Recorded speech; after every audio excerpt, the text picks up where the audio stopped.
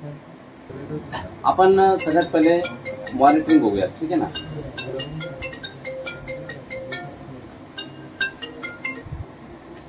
सर्व मैनेजर के अंदर है टूल्स, और देखो टूल्स के अंदर यहाँ पर एक आपके सामने टूल दिखेगा आपको, that is called as a performance monitor. तो परफॉर्मेंस मॉनिटर जो टूल है, राइट, ऐसा ये हो गया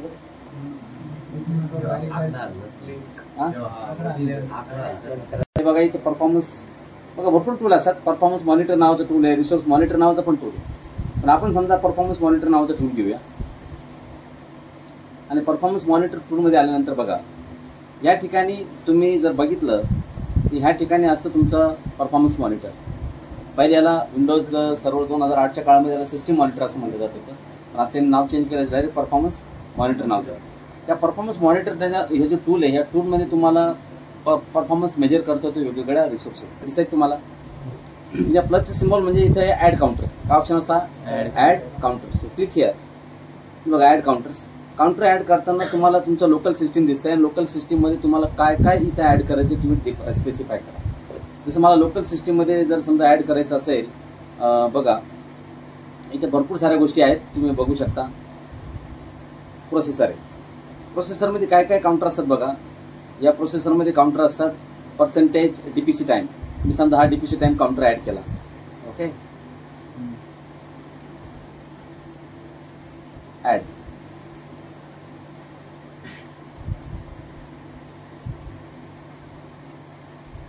काय झालेला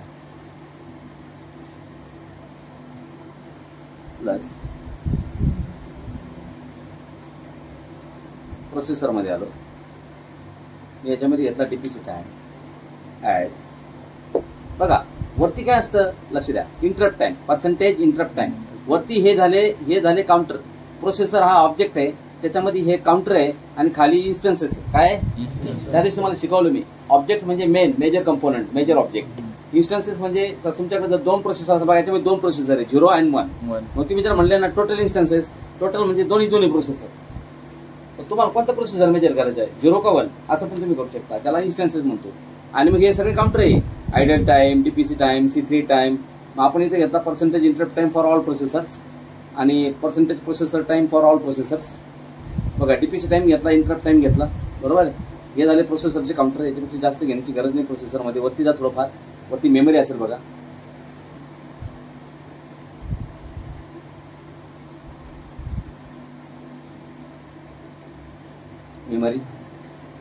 मेमरी मध्ये आले की मेमरीचे काउंटर बघा।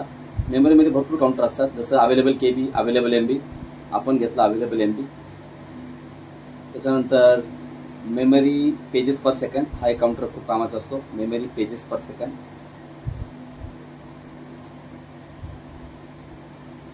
पेज फॉल्ट पर सेकंड आणि पेजेस पर सेकंड म्हणून एक असतो, मेमरी पेजेस पर सेकंड हा सगळ्यात कामाचा काउंटर आहे। त्याच्यानंतर वरती लॉजिकल डिस्क बघा। लॉजिकल डिस्क मध्ये गेलं का अवरेज डिस्क क्यू लेंथ ही व्हॅल्यू असते, हे वाला हा काउंटर खूप कामाचा आहे, अवरेज डिस्क क्यू लेंथ।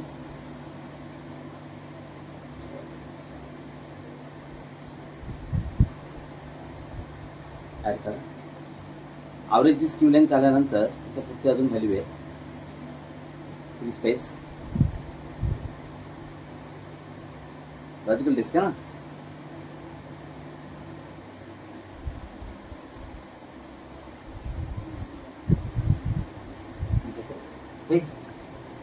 खेटून खेटून खेटून ते हलवायला पण खेळते कशाला मला काही कळत नाही।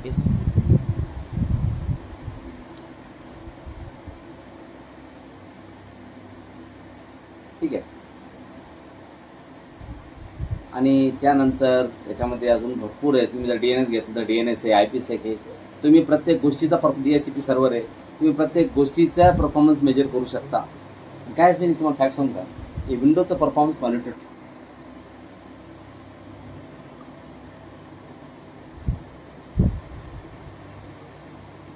तिथं जर बघा इथं नेटवर्क इंटरफेस असतं, लॅन कार्ड, नेटवर्क अडॅप्टर, त्याला नेटवर्क इंटरफेस म्हणतो आपण। Network interface, current bandwidth for which LAN card, all LAN card.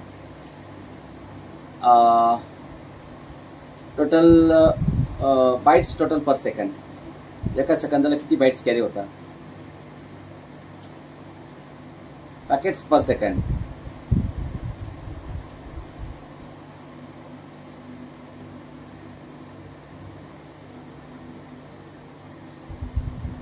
बस झालं, ठीक आहे, ओके करा. आणि आता हे बघा सगळे काउंटर इथे ऍड झाले, हे बघा. आता याच्यामध्ये व्ह्यू असतात.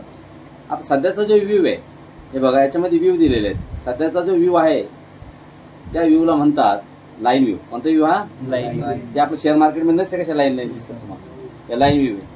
आणि याच्यामध्ये हिस्टोग्राम येतो. हिस्टोग्राम म्हणजे डब्बे येतात, हे बघा असे डब्बे येतात, आहे का. मग आता हा ब्लू वाले डब्बा कोणाचा आहे? अवेलेबल एमबी, किती एमबी अवेलेबल आहे याचा आहे. ओके, मला सगळ्यात जास्त आवडतं त्याच्यामध्ये रिपोर्ट व्ह्यू. कोणता व्ह्यू? याच्यामध्ये तुम्हाला रिपोर्टमध्ये दिसते सगळ्या गोष्टी नंबरमध्ये.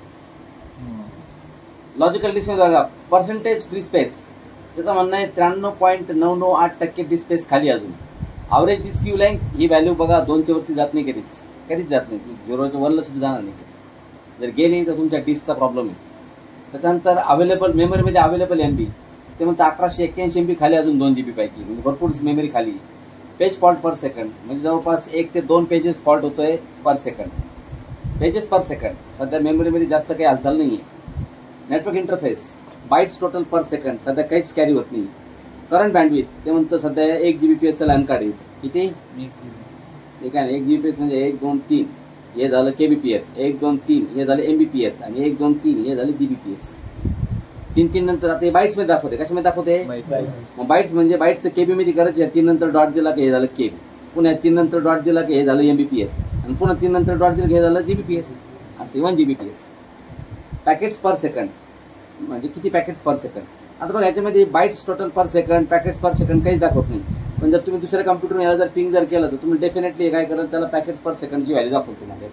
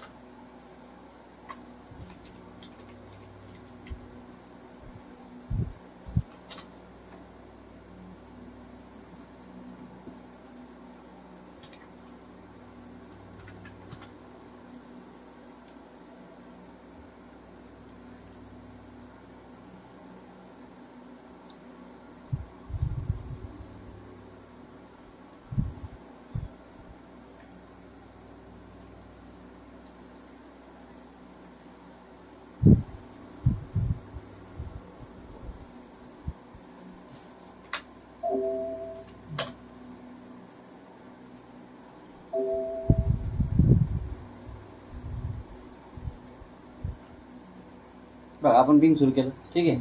पिंग चालू झालं तर पिंग चालू झाल्यानंतर तुम्ही बघा स्वतःहून झालं. आता याच्यामध्ये व्हॅल्यू लगेच चेंज व्हायला बघा. पेजेस पर सेकंड आहे बघा, टोटल बाईट्स पर सेकंड झाली व्हॅल्यू सुरू. म्हणजे तुम्हाला दाखवते ते 151 बाईट्स पर सेकंड, 512 म्हणजे बघा खाली पॅकेट्स पर सेकंड, किती पॅकेट्स पर सेकंड कॅरी होत आहे सगळं दाखवते.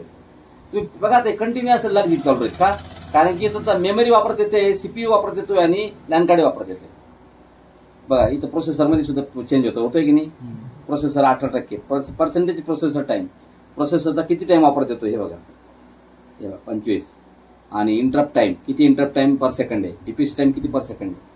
कारण ठेवा पर्सेंटेज प्रोसेसर टाइम ही व्हॅल्यू जर कन्सिस्टंट करतो तुम्हाला लगातार, जर ही व्हॅल्यू जर 80 आणि 80% आणि त्याच्यावरती जर स्टेबल जर झाली, there is a serious processor bottle.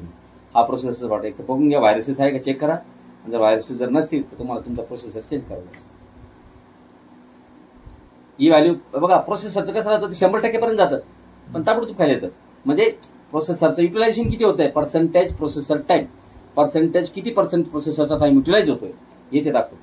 पण ही व्हॅल्यू 100 पर्यंत पण जाते पण वापस येते ताबडतोब. हे बघ आता किती 19 5 लगेच 2 हे बघा लगेच झिरोच देत होते कधी कधी समजलं. आता काम चालू आहे म्हणून नाही तर लगेच झिरोच देईल. आता मी समोरच्याला पिंग जर थांबवलं, पिंग थांबवलं याचं युटिलायझेशन लगेच 0, हे लगेच 0 झाले नाही का. प्रोसेसर लगेच आता थोडंसं कमी होऊन लगेच 0. आता तुम्ही असाल तर प्रोसेसर काम करतो. प्रोसेसर तर एव्हरी नॅनो सेकंड प्रोसेसर हा गुपचूप कधीच नसतो. आपलं सिस्टीम ऑपरेटिंग सिस्टीम चालू आहे ना, प्रोसेसर आहेच ना मग चालू, बरोबर आहे का. बिना प्रोसेसर सोडत बॅकग्राऊंडमध्ये प्रोसेसरचे भरपूर काम चालू असतं. ठीक आहे, बाकी याच्यात शिकण्यासारखं काही नाही समजलं काहीच. रिसोर्स मॉनिटरमध्ये तुम्ही जर बघितलं ना तर तुमच्या सिस्टीममध्ये किती प्रोसेसर आहे, त्याच्यानंतर काय काय गोष्टी आहे त्यांचा परफॉर्मन्स तुम्ही बघू शकता. हे बघा सीपीयू इथे बाजूला आहे, इथे डबल क्लिक करा सीपीयू अरे नवीन आहे. मग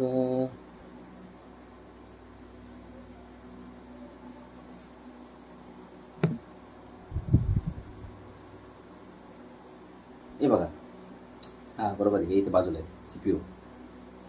फक्त सीपीयू बद्दल दाखवतो हे बघा, हे फक्त सीपीयू बद्दल दाखवतो. CPU 0 CPU 1.